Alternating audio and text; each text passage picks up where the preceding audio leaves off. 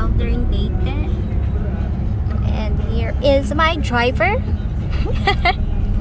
So, ngayon is Wednesday, June 19. Tingnan nyo yung likod namin. Yung karga namin, guys. Full pack. Hindi na nakikita yun sa likod. Pag nabiyahe kami, laging ganyan. Punong-puno. This is our 5th time na gagamitin yung sasakyan back and forth papuntang Leyte. So, ayan. Dadaan tayo ng expressway. So, bye Parañaque!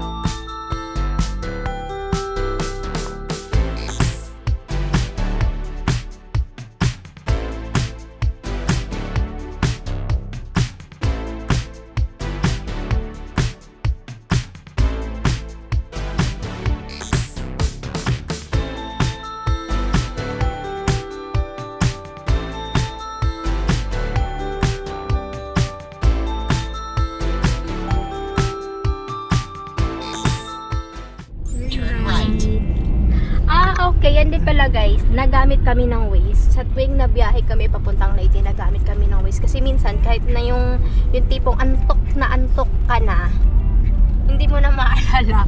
At saka hindi mo na malalaman kung saan ka talaga dadaan. May mga signs naman, kaso hindi naman ganun kapansinin. So, make sure to use Waze o kaya Google Maps. Pero yung ginagamit talaga namin si Waze. Si Waze talaga. And kahit walang signal, kasi meron tayong mga areas na walang signal. So kailangan yung i-load na yung map mismo ni Waze. Kailangan naka-load na siya. Yung mismong lugar na pupuntahan nyo, yun na dapat yung nakapin dun sa Waze nyo. Kaya para kahit walang signal, nade-detect niya pa din. Tsaka alam niya kung saan kayo pupunta. So, yun lang, yun ang gamit namin. Dito kami nasiraan dati. 800 meters. At dito, ang daming aksidente guys. So, ingat-ingat talaga. Wow!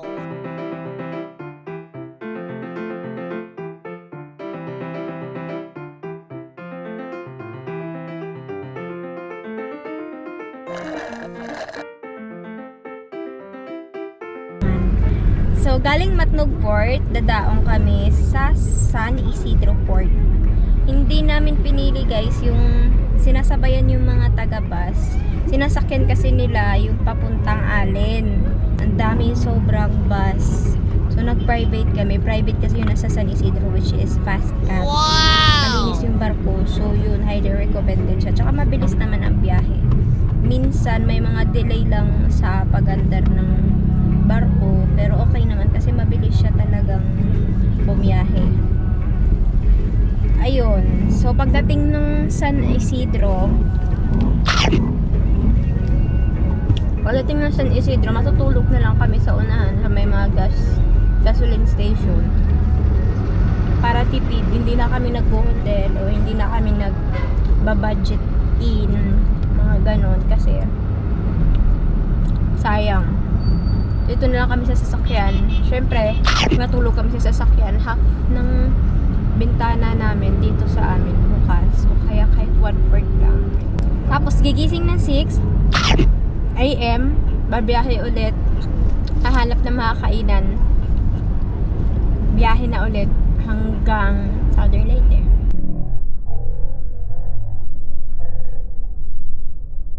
Pero mag-stop over kami ng Tacloban kasi kakain pa kami ulit. Kasi pagdating ng bahay, walang ulam. Kakain ulit. Yun lang guys, mamaya ulit. Kain na muna namin.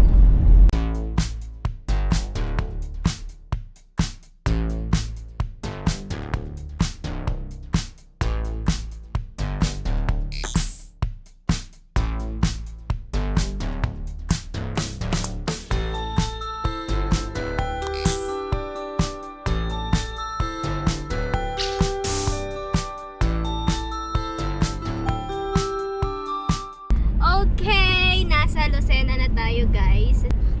So guys, nandito na tayo ngayon sa Lucena.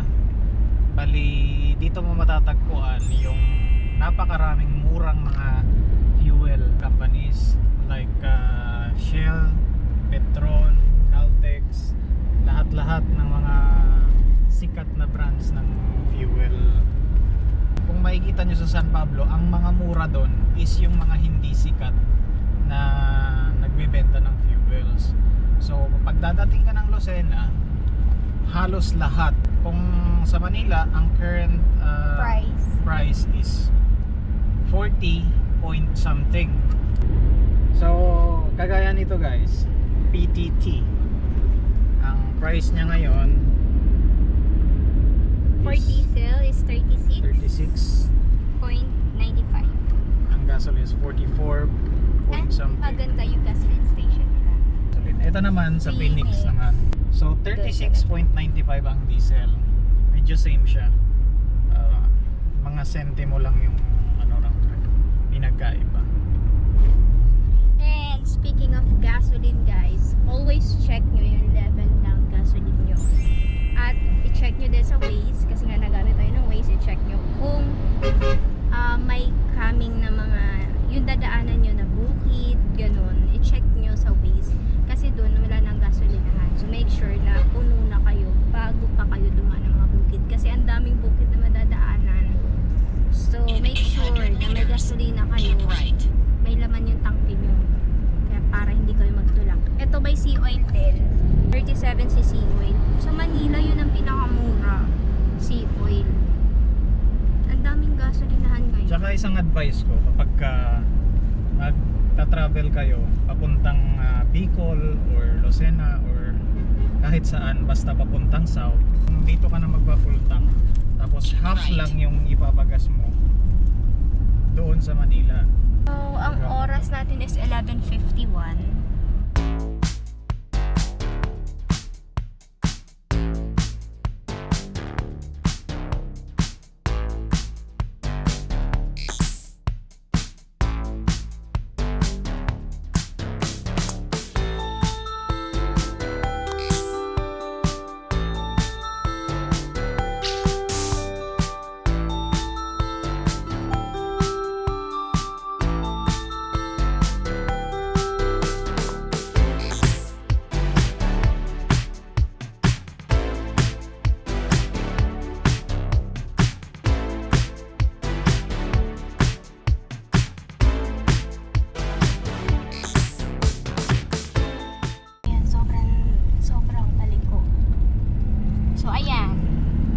Nasa kabilang side sila, di ba? Ibang daan.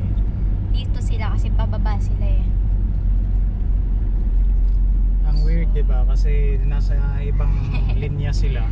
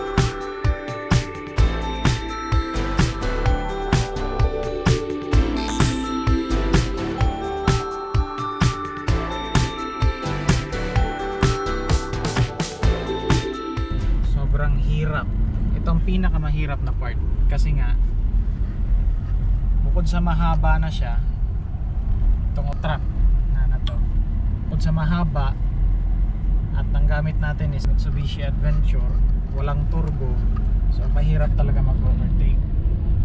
Tapos loaded pa tayo. Tingnan mo, kung ganito sa truck, lalo na pataas at paliko, sobrang tagal nila makaakyat. So ikaw, bubuntot ka talaga. Kasi paliko siya. Nasa sa inyo na yan guys kung gusto nyo talaga lumusot. Risk niya yan. Pero karamihan sa mga na-aksidente, ganyan ang pangyayari. Ganyan na ganyan. May bus. Tapos so overtake tayo. Kung mag-overtake ka, no, Not good.